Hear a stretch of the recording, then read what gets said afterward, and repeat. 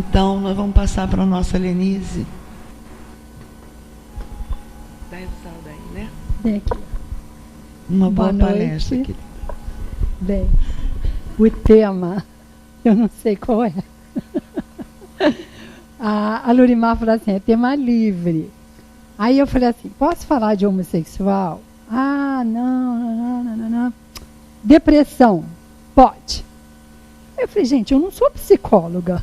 Eu lidei com muito deprimido, inclusive dentro de casa.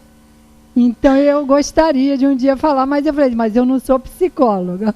Eu não posso falar de depressão. Aí é muito metidice. Aí eu falei assim, renovação da esperança. Que entra em quem está deprimido, né? O deprimido, ele não tem ânimo, não tem esperança, não tem vontade de viver. Aí comecei a preparar, e aí vem muita coisa na cabeça, então vamos ver. Depois vocês escolham o tema. Eu lembrei o seguinte, que a gente começa a morrer quando as nossas recordações são mais fortes que as nossas aspirações. Aí a gente vê os aposentados, não os espíritas, que aposentado espírita não para de trabalhar, né? Graças a Deus existem casas espíritas. Os aposentados, nas pracinhas, bota um gravador perto, você vai ver que eles falam só no passado. Eu trabalhava, eu era, quando eu fui, quando eu tinha. Pode gravar que é tudo. Então, ele está esperando, a minha sogra, desde os 50 anos, ela fala que está esperando a morte. Ela já está com 88. A morte esqueceu.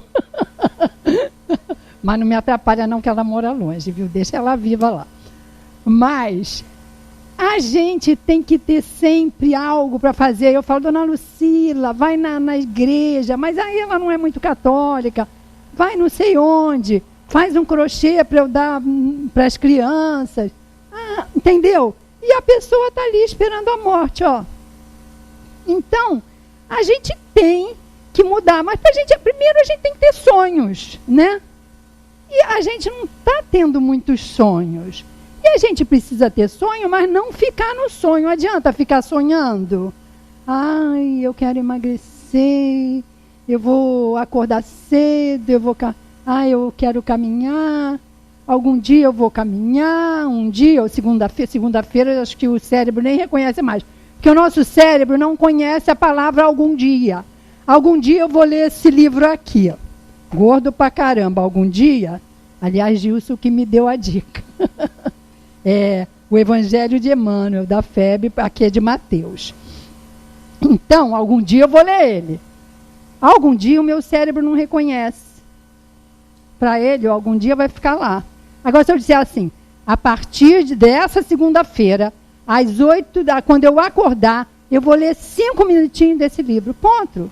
Eu já transformei o meu sonho numa meta. E aí, eu transformando em meta, eu vou conseguir alguma coisa. E aí, até o universo conspira a nosso favor, não é? Todo mundo fala hoje em física quântica, a gente não entende nada nem de física que dirá da quântica.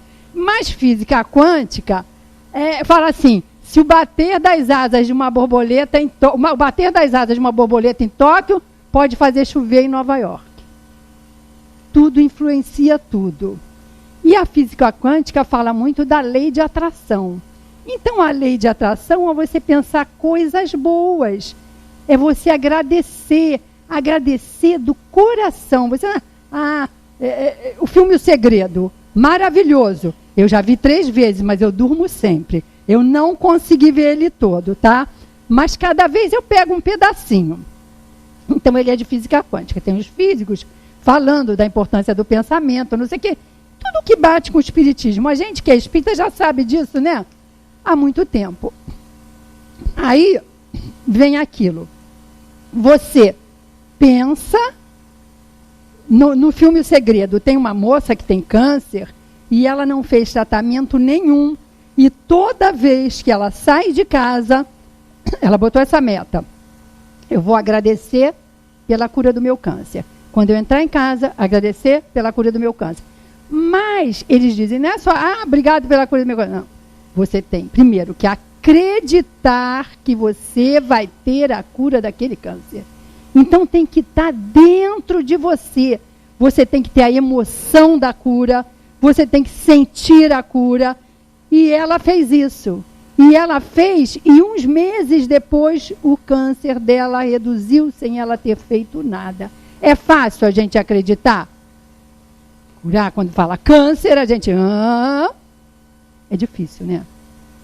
Aí, bem, então a gente tem que transformar o sonho, tem que ter sonho, primeiro tem que sonhar, transformar em meta para que ele se torne real.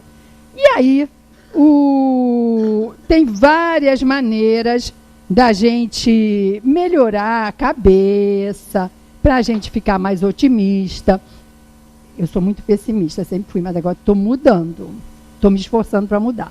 A gente tem que ser otimista, porque 50% de chance de dar errado, 50% de dar certo. Agora, se o Henry Ford falou uma frase assim, quer ver? Se você pensa que vai dar certo, ou se pensa que vai dar certo, ou se pensa que não vai dar certo, de qualquer forma vai acontecer. Por quê? Se eu acreditar que vai dar certo, eu vou jogar toda a minha energia naquilo.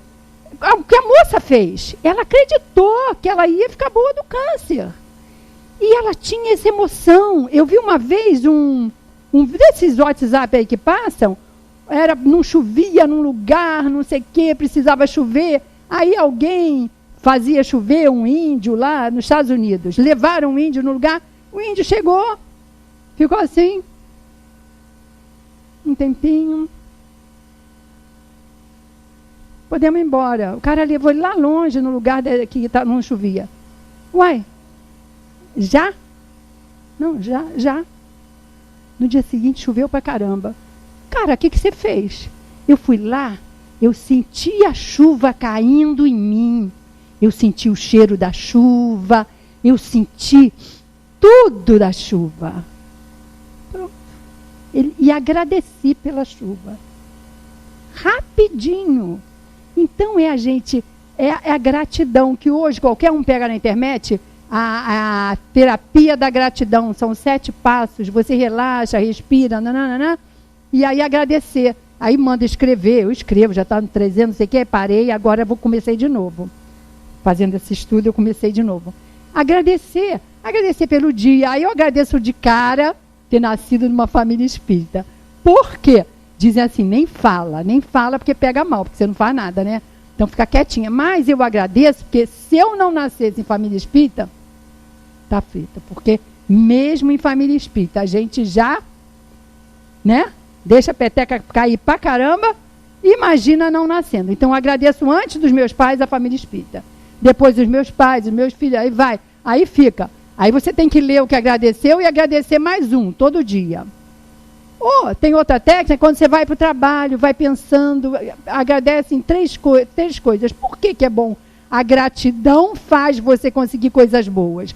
Porque quando você agradece, você fica tão otimista que a tua vida é boa. Olha só, eu nasci numa família espírita, eu tenho esses pais que eu adorei, eu tenho isso, eu tenho aquilo, eu tenho uma cama, eu não sei o quê, eu agradeço o ar-condicionado no verão, eu agradeço não sei o quê, eu agradeço um monte de besteira, mas eu agradeço também, né?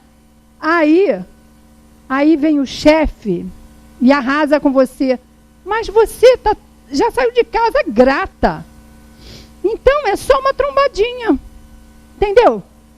Diz que a gente, botando a gratidão todo dia, leiam sobre isso. A terapia, você sai e aí as coisas acontecem e você encara bem. Agora, o espírito é engraçado, ele pensa que vive num paraíso, né? Todo mundo vai, aqui é planeta de provas e expiações. O que é prova?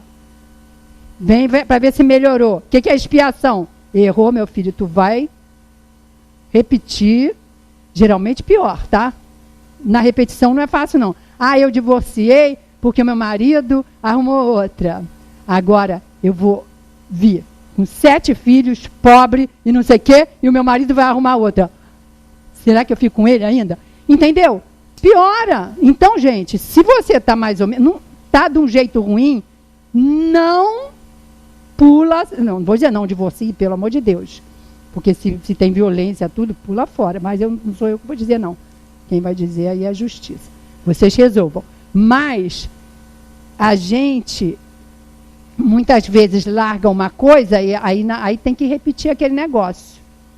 Aí aquilo vem um pouquinho pior. Você se suicidou. Agora você... A moça, aliás, a história, a moça se suicidou porque o marido abandonou ela. Agora ela era pobre, com 7 filhos, e o marido abandonou para ela ver se ela não suicidava. Para ver se ela encarava. Mas ela foi preparada lá em cima. Porque quem lê o livro Memórias de um Suicida, ele dá exemplos 1000 de como prepara a gente para poder. E não repete a prova logo quem não está preparado ainda. Tá? Bem, então, a Joana de Ângeles fala, faz meditação. Aí eu fico assim, algum dia, né? Algum dia. Aí a Joana diz, marca 5 minutos, 3, não adianta você querer meditar 1 hora, 3 vezes na semana. Por que faz meditação?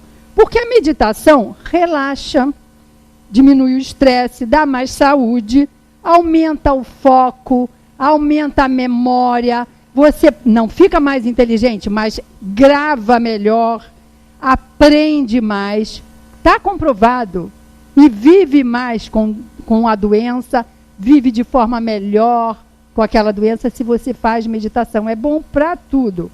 Aí o meu estava naquele negócio de algum dia. Agora eu já estou fazendo mais de alguns dias.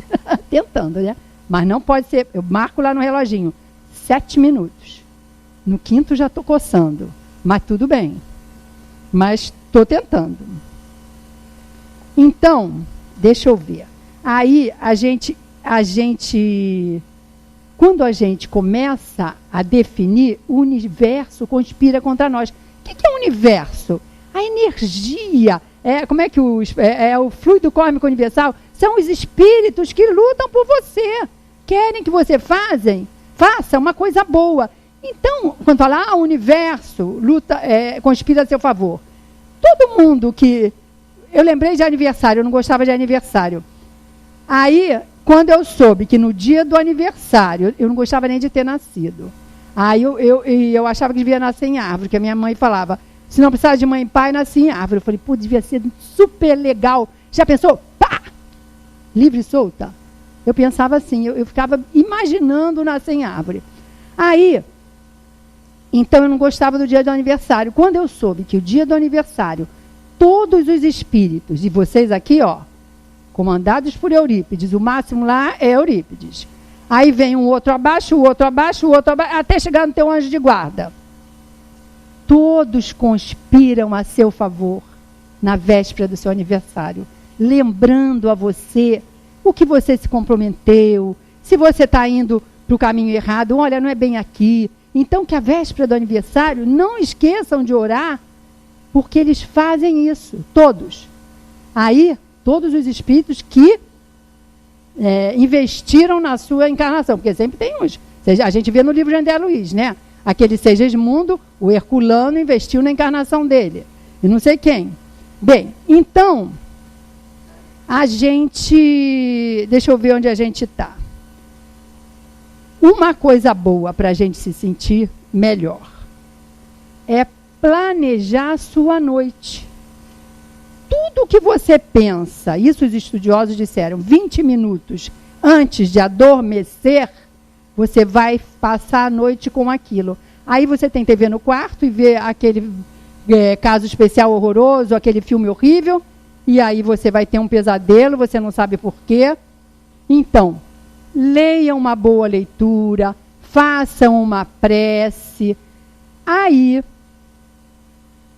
uma coisa que eu vi que isso é verdade, porque diz assim, planeja a hora de acordar. Imagina um relógio virtual, o meu é igualzinho a esse ali. Assim mesmo, com número, com pontinho. Façam, experimentem em casa. Eu não acreditei que eu fosse acordar. Eu não gosto de acordar muito cedo. Aí eu planejo assim, se eu vou acordar às 7, eu boto para 5 para as 7. O meu virtual. O real eu boto às 7, o celular. Aí eu boto assim, aí você tem que fazer assim, ó. Eu estou ensinando isso para vocês fazerem. Outra coisa que eu vou dizer, é para você ver que dá certo. pedir a Deus que aquela noite seja isso, vou falar depois, mas primeiro a hora. Eu quero acordar às 7h15, aí eu faço assim. 1, 2, 3, chegou no 3. 7h15. Aí eu falo para mim, eu vou acordar às 7h15. Eu acordo às 7h15, às vezes às 7h10. Fico até chateada que acorde antes. Até perdi 5 minutos. Mas gente, isso dá certo. Dá certo. Aí, eu aprendi também que aquilo que você conversa, você rumina a noite toda. E eu já sabia disso, mas não sabia o que era. Que é porque você não se deve dormir de mal com o seu companheiro. Por quê? Por que você nunca deve dormir de mal com o companheiro? Você vai ruminar a raiva dele a noite inteira. Provavelmente você vai pedir o divórcio. Vai que desencarna. Você ainda acha que... Mas pior é que você acaba pedindo o divórcio. Então, você tá de mal com o marido, brigou de dia. Antes de deitar, vai lá, meu amor, não era bem isso, pois é, nananã. Dá uma aliviada, porque, a não ser que você queira divorciar. Aí você já fica a noite toda, já te preparam toda, no dia seguinte quero divórcio. É assim. Então, a gente quer... Eu pego assim, para escolher o tema, eu estava com depressão, com morte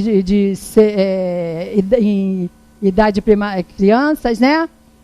E morte prematura, não sei o quê. Aí eu falei, eu vou ter que definir. Está chegando a data, eu vou ter que definir.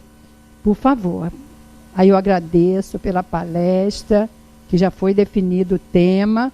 Aí eu já acordei, peguei um livro lá e falei, não, é isso. Entendeu? Você ajuda para resolver problemas em vestibular, na web, você já faz isso tudo. Então, façam do relógio que vocês vão ver que o resto dá certo. Está com um problema sério, que a solução tem que ser das suas mãos, e você não sabe como? Pede para te ajudarem durante a noite. O que a gente vê nos livros de André Luiz, não é isso? Não levam a mamãe que está chorando que o filhinho morreu para encontrar com o filhinho lá? Não levam? Teve um marido que ele roubou, ficou com aquela culpa a vida toda, enriqueceu, nunca contou para a esposa, se suicidou e armou que era um assalto. A moça tinha méritos para visitá-lo, só que era um suicídio. Ela não sabia. O que fizeram? Maquiaram o cara lá do jeito deles, né? Com o magnetismo. Mudaram a aparência do marido. Ela precisava ver o marido. Ter certeza de... Está num livro de André Luiz. Ter certeza de que ele estava bem.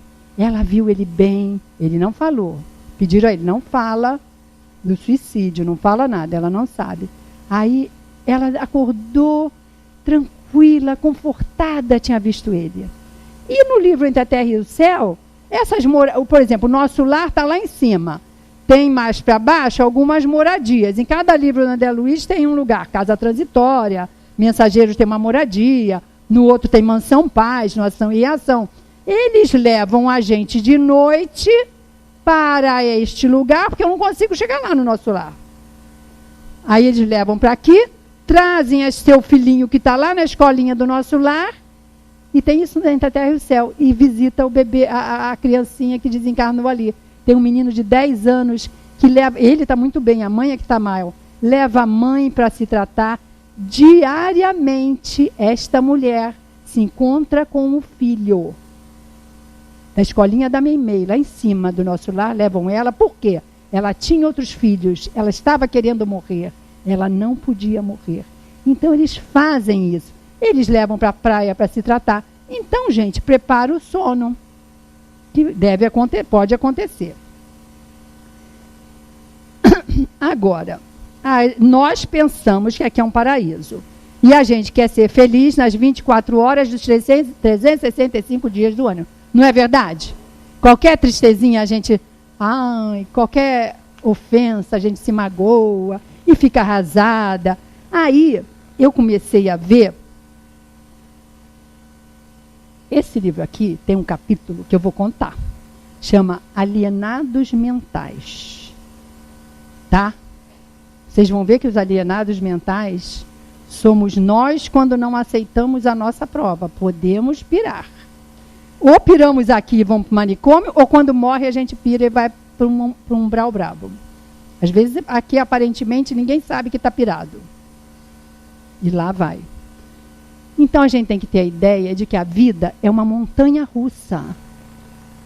Subindo, aquela alegria, que beleza. Aí, mas quando você está caindo, no caso, na vida, com sofrimento brabo, você tem que pensar, vai subir. Não tem mais para onde cair, vai subir. Então é a gente ter a fé, a confiança, a esperança de que vai melhorar. E a nossa doutrina é consoladora, não é? É uma fé raciocinada. Aí Jesus disse, conhecereis a verdade vos libertará. Aí veio Kardec e falou, é fé raciocinada. Então você tem que conhecer a verdade. Aí o Espiritismo mostra, é isso, é aquilo, é aquilo. Livro de André Luiz não é romance, é para a gente viver. Então eu vou contar aqui, desses alienados, alguma coisa. Eu vou contar de 3 deles. Aparecem 5, mas eu vou contar 3. Um deles era uma mulher que se achava uma marquesa. Ela era marquesa, eu vou falar com o imperador, porque estou aqui, por motivos de dinheiro, eu não aguento mais esses médicos, eu vou falar com o imperador, que não sei o quê. E ela vivia, ela era uma marquesa. André Luiz quis ajudar, a Calderaro falou, não adianta, deixa, não vai resolver.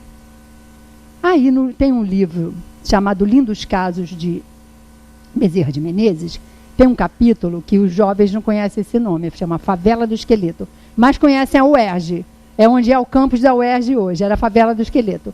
Na Favela do Esqueleto, o Chico Xavier visitava em sono as favelas do Rio de Janeiro e conversava com o doutor Bezerra e falou para Bezerra que ficava inclusive admirado que ele encontrava muitos espíritas, amigos dele, desencarnados, nas favelas, apanhando desde criança, jogados. Doutor Bezerra, aí doutor Bezerra, meu filho, a gente vive, ele fala 40 anos, que acho que naquela época vivia menos, né? E nem bota barra e recreio, não era chique. Só bota Copacabana, Ipanema e Leblon. A gente mora um tempo, a gente vem pobre, mora um tempo num lugar bem brabo. Vamos botar a Rocinha. Lá em cima na Rocinha. Aí tem raiva de rico. Não aprende nada com a pobreza. Não aprende nada. Aí vem rico na outra. Doutor Bezerra diz que reveza. Mas aqui mesmo no livro tem uma que 2 vezes seguida nasceu pobre. Mas é porque nem tudo é igualzinho, né? Então, doutor Bezerra diz, a gente vem rico, a gente vem pobre. Aí vem rico, aquele rico nojento, que trata mal empregado, que é snob. Aí vem pobre de novo. Aí vem rico, até que um dia vai ser aquele pobre que é aquela mulher que é uma mãe para aquela criança de quem ela babá. É aquele motorista que é um pai para o patrão. Aí é aquele rico que já sobe a Rocinha para dar uma aula, para ensinar alguma coisa, já se preocupa com o pobre, já trata bem a empregada. Aí doutor Bezerra diz que aí não precisa mais. Aí eu, Lenise, complementei. Aí nasce classe média. Que aí aperta e fica pulando o tempo todo. Isso é complementação minha. Mas ele dá até o exemplo no livro Vozes do Grande Além, chamado Ato de Caridade. No Lindos Casos do Bezerra, o Ramiro Gama fala. Vai lá no Ato de Caridade e mostra a vida do espírita que ralou e que ia viver numa... Por que vai viver em favela? Só ia ao centro, achava legal, assistia um palestrante ou outro, mas no final ele vendia um terreninho, uma casinha, e não ensinava, não levava o evangelho no lar para ninguém, não falava para a família, nada disso. Quando morre, de repente ele morre, ele desespera. Aí ele só se sente bem ou no centro espírita que ele frequentava na Praça da Bandeira, tem 2, não sei qual dos 2, ou na casa dele. Mas aí ele está arrasado, ele não está bem, ele chora tanto, ele vai para o Alto da Boa Vista, chora tanto, que um mentor do centro fala, vamos lá para o centro. Aí ele é atendido. Só que uma vez, aí ele é atendido e fala, o que você fez de bom? Ah, eu cuidei da saúde, eu cuidei dos meus filhos, eu não sei o quê. O mentor falou assim, isso aí qualquer animal faz. Quero saber além. Aí ele ficou, não lembrou. Aí apareceu uma moça negra da favela do Esqueleto, que um dia, porque os amigos encheram o saco dele, para ele ir com eles, essa moça morreu nos braços dele, teve uma hemoptise e morreu. Ele ficou com pena dela, mais preocupado de ter doença, puxou, primeira vez que ele deu dinheiro, puxou o dinheiro do bolso, deu para a velhinha, que era mãe e tinha um neto, para fazer um enterro, comprou roupa, comprou álcool, foi para um hotel, se banhou, jogou a roupa fora para poder ir para casa. E ficou indignado, que ela vomitou sangue, né? Meu petismo é vomitar sangue. Ficou indignado. Apareceu a Maria da Conceição e falou assim, ele me deu um enterro digno. Ela ia ser enterrada como indigente. Uma caridade, um ato de caridade serviu. Sabe qual é o trabalho dele? Ficou sendo agora? Atender pessoas que estavam morrendo na mesma condição. Ele lá, desencarnado, na mesma condição dela. Isso tem no livro Vozes do Grande Adonai, se chama Ato de Caridade. Todo espírita tem que ler, hein? Eu sei que aqui vocês fazem caridade, mas sempre... A minha mãe, quando morreu, dizia assim, se vocês acham que estão fazendo muito, faça mais que ainda é pouco.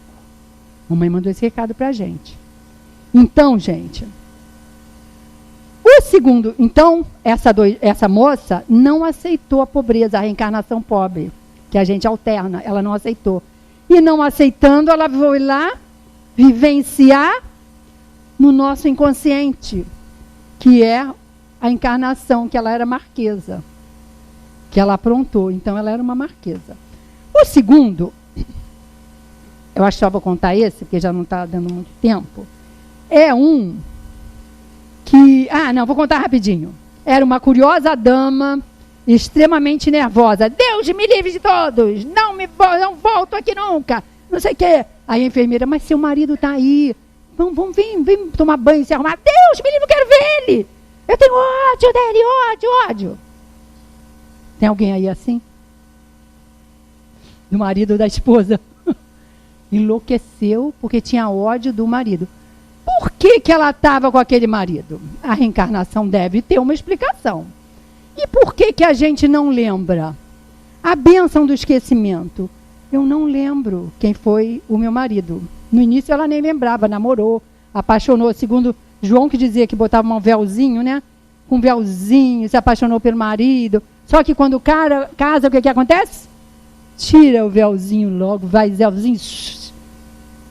É magnético, ele se desmagnetiza. Aí você vê com quem você casou. Aí, alguma tinha. Aí o Sérgio Felipe de Oliveira fala assim, bênção do esquecimento, porque a gente muitas vezes está dormindo com o inimigo. Você está dormindo com o inimigo. E você tem que ter filhos, você se comprometeu de ter 5 filhos com ele. Mas ele foi teu inimigo. Não é uma bênção do esquecimento? Mas aí essa não aceitou o marido. Ela não aceitou de jeito nenhum. É quando a gente se rebela com as provas. Então, se a gente se rebela... Então, somos nós, né? Então, vamos tomar cuidado. Eu falei, vou te contar para todo mundo tomar cuidado. Senão todo mundo vai ter vaga mais no Curupaiti. Não, como é o nome? Juliano Moreira. Essa era o marido. O terceiro era um homem que dizia assim, quer ver? Não tem medo de mim não, seu João. Hoje eu não sou leão, não. Fica tranquilo. Hoje eu sou bananeira. Aí contam, ele estava sob o comando, viram obsessores em cima dele, muitos obsessores mulheres, fazendo o diabo com ele, mas deixavam acontecer, por quê? Porque ele merecia. Ele há algumas encarnações, não é só uma. Ele aproveitou do magnetismo pessoal dele para conquistar as mulheres e de chavar. usava o magnetismo. Aí eu lembrei um caso que uma das nossas irmãs, a Marina, né, era de uma clínica na Zona Sul, não importa que ela nunca disse o nome do moço pra gente, então posso contar. Ela tinha um paciente psiquiatra, ela como fono, psicoterapeuta, sei lá o que ela fazia, ela atendia esses casos complicados, como ela era espírita, mandavam para ela. Era um psiquiatra que abusava não, cantava, conquistava suas pacientes e se envolvia com elas. Só que ele pirou. E aí ele pegava mulher na rua, apertava, passava a mão, ganhava bolacha de todo mundo na rua, de marido, de namorado, porque ele nem via quem estava perto. Aí, a única irmã dele, isso é real, era uma freira. E a freira via que ele ficava desesperado por sexo, contratava. Olha, o caso da coitada da freira, ela tinha que entrar em contato com alguém para contratar prostitutas para levar para ele. Ele não queria. Prostituta não. É prostituta. Ele percebia. Não quero. Ele queria gente chique. Gente, isso é real. Então, quando eu li esse caso aqui do moço, isso acontece com a gente. E aí tem a casa espírita. E aí, Calderaro diz que 90% dos casos de loucura começam nas consequências das faltas graves que praticamos com a impaciência ou com a tristeza. Com a impaciência, muitas vezes, nós praticamos crimes. Com a tristeza, a gente fica e a gente desarmonia, desintegra o nosso cérebro. E aí a gente pira fácil. Com desânimo, a gente pode cair na inércia e não fazer mais nada. Aí é que entrou depressão. A pessoa se deprime. Ou ela fica rebelde à dor, ou ela se deprime. Bem, deixa eu ver o que mais. Então, esses loucos somos nós, né? Aí, diante de um desespero, aí a gente começa a ver. Então, quem faz atendimento fraterno, né? Chega a cada coisa que você fica assim. Você não pode fazer cara de espanto. Tá? Quando me treinaram o atendimento fraterno, falaram, olha, não pode fazer cara de espanto. Primeiro caso. A moça falando que não sabia se separava do marido, não separava. Ele era um ótimo pai, não sei o quê. Mas ele tem um namorado. Mas eu amo ele. Ele tinha um homem com quem ele convivia, mas ela era apaixonada por ele. E eu não podia fazer cara de espanto. E você tem que falar assim, você tem que orar, vem à reunião pública, faz culto no lar todo dia, pede que tinta. Eu não sabia se separava, se não separava, e a gente não pode dizer nada, a gente só fala, vem ao centro, se trata, reza, faz o culto e decide. Então, no atendimento fraterno, acontecem coisas que quando a gente não vê muito aí, no nosso meio, a gente não pode fazer cara de espanto. Aí, eu lembrei da oração. A oração, gente. Aí a gente ora, mas eu falo, a minha prece não passa do teto, quando não vai para debaixo da cama, né? Que eu já oro quase dormindo, já durmo. Então, é difícil, né? Aí eu peguei um livro, Memórias de um Suicida. Eu vou contar esse caso, porque esse caso vale a pena para vocês verem como a oração é importante e como a oração de mais de um, como Jesus disse, né? 2 ou mais, claro que a oração de um já vale, mas 2 ou mais, como é mais potente. Jerônimo foi um moço, era um comerciante que trapaceou e quando descobriram, ele se suicidou. E deixou 3 filhas e um filho, de 10 anos e uma menininha pequena, acho que o menino tinha 10 na época. Foi lá, passou pelo vale dos suicidas, foi para o hospital de Maria de Nazaré, só que ele era rebelde. Falaram assim, nós vamos à terra. Eu quero ir na minha casa em Lisboa. Não pode ainda. Eu quero ir. Não pode, a gente vai só visitar Portugal. Não, eu quero ir. E ele queria ir, mandaram falar com o mentor, ele quer ir, vai. Não pode, não convém, não é momento. E ele vai. Quando chega lá, a menininha Margaridinha, que era pequenininha, era uma mocinha agora, prostituta no cais do Porto. Do Porto de Portugal. Prostituta do cais. A mãe prostituiu ela, porque a mãe nunca trabalhou e não estava acostumada a trabalhar. Botava a filha para vender peixe e para se prostituir e estabanava a menina se não trazia dinheiro. O menino, que tinha 10 anos, roubou. Estava preso. Mas ele tem a bênção de conhecer na prisão um médium, que é o Fernando, eles falam lá só Fernando, é o Fernando de Lacerda, que foi um médium português famoso, era da polícia, e esse médium fica amigo e passa a doutrina espírita. Bem, esse Jerônimo vem, quando ele vê aquilo tudo, o que aconteceu? Pirou e foi para o manicômio, e ficou no manicômio. O Jerônimo enlouqueceu de ver isso. E aí, quando ele já estava melhor, ele estava numa época muito triste. Em 5 minutos, né? Não, tem 7. Então, Jerônimo estava muito triste, já estava melhor, e ele chorava. E todo dia lá, também igual ao nosso lar, às 6 horas, lá tocava Ave Maria. Era a hora do Ângelus. E ele estava lá no jardim, chorando, rezando pela família. Ele rezava muito pela família, muito. E chorava. Quando chegou um professor, um instrutor lá dele, aí ele fala o que ele estava orando, não sei o quê. Isso, Jerônimo, você está certo, ore mesmo por eles, mas vamos fazer uma coisa. O fulano, que era mais chiquérrimo, não sei se é Teócrito, eles fazem uma oração, sempre nesse horário, aqui no jardim, em tal lugar. Você vai participar da oração. E aí o Teócrito falava o nome da filha, das filhas e do filho. Uma filha casou com um alcoólatra. Sofreu o pão que o diabo amassou. A outra não. Então, Jerônimo passou a frequentar o grupo de oração. Nesse grupo de oração, depois de alguns dias, acho que ele fala alguns dias, não sei se semanas, todo dia, veio a resposta, falaram, o chefe dele falou, o responsável por ele, Teócrito está te chamando. Quer falar? Ele falou, meu Deus, o que será? Resposta de Maria, um pergaminho luminoso que Maria mandou com a resposta da prece. Vamos ajudar.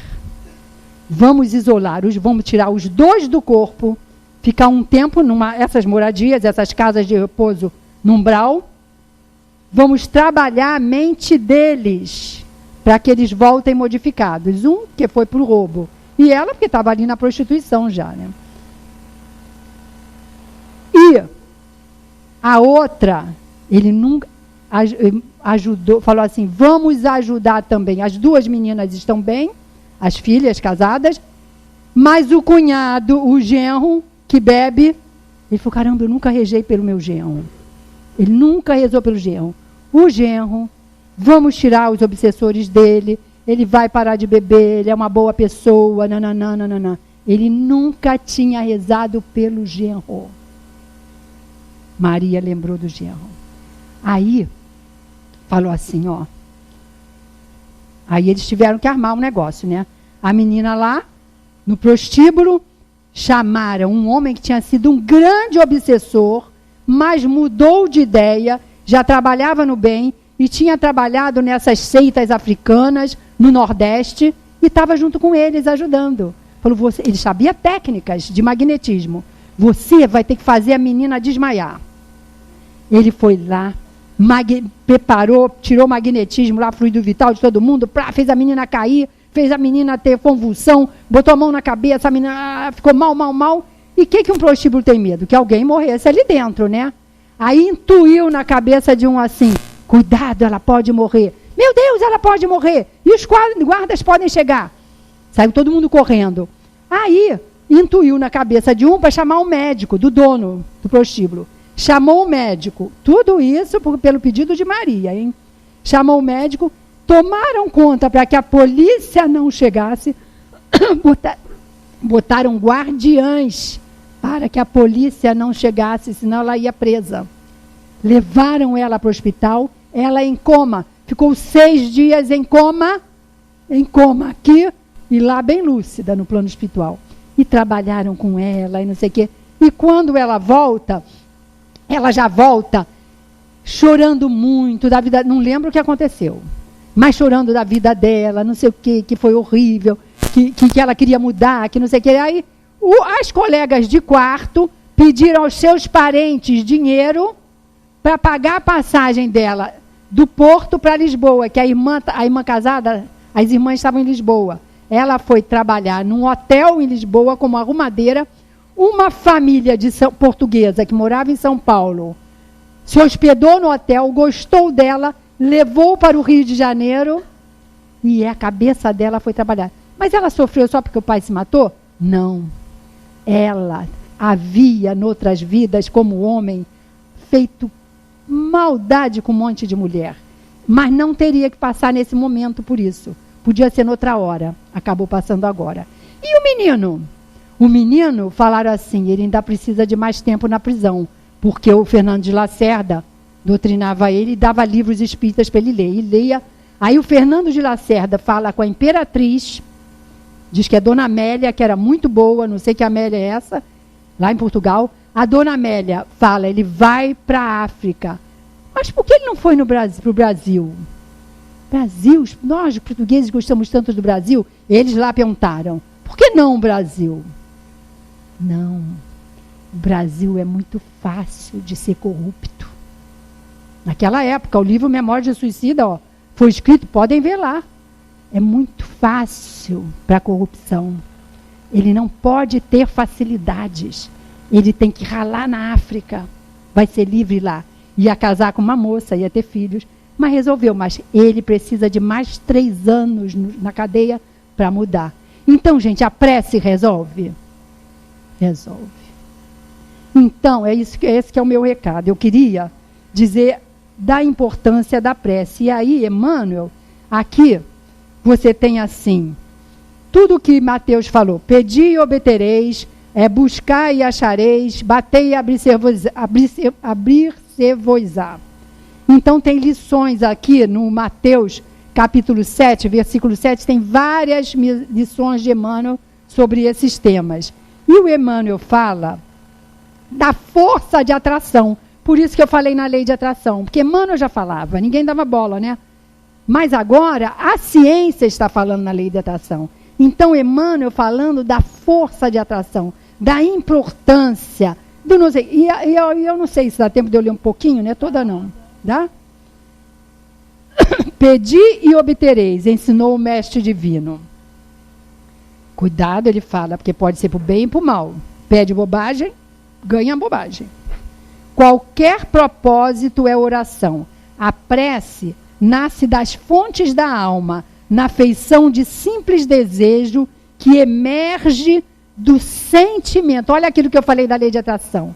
Você tem que sentir, agradecer por aquilo, como se já tivesse conseguido. A lei de atração fala para agradecer como se já tivesse conseguido. Aqui ele fala, pedir, que emerge do sentimento para o cérebro, transformando-se em pensamento, que é a força de atração. O Espiritismo nos diz, pensamento é matéria. Essa história da borboleta que bate a asa e chove em Nova York, a gente já sabe. Que eu penso aqui, pá, capta lá, onde estiver. Pensamento, ó, é mais rápido que a luz, que é a velocidade da luz. Aí ele vai falando, nesse sentido, todo anseio recebe resposta da força de atração, né? E aí ele fala assim, reconhecendo que ainda não sabemos pedir, de vez que na maioria das vezes ignoramos a essência de nossas próprias necessidades, imitemos o divino amigo na oração dominical, quando nos ensina a endereçar as nossas súplicas ao Pai todo misericordioso na base da confiança perfeita. Como é que fala, né? Faça-se a tua vontade, justa e soberana, na terra e em toda parte.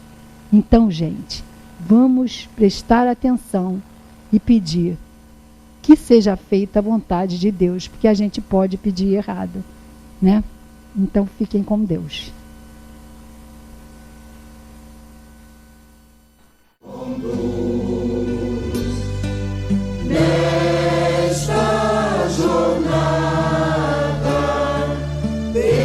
nos caminhos da luz.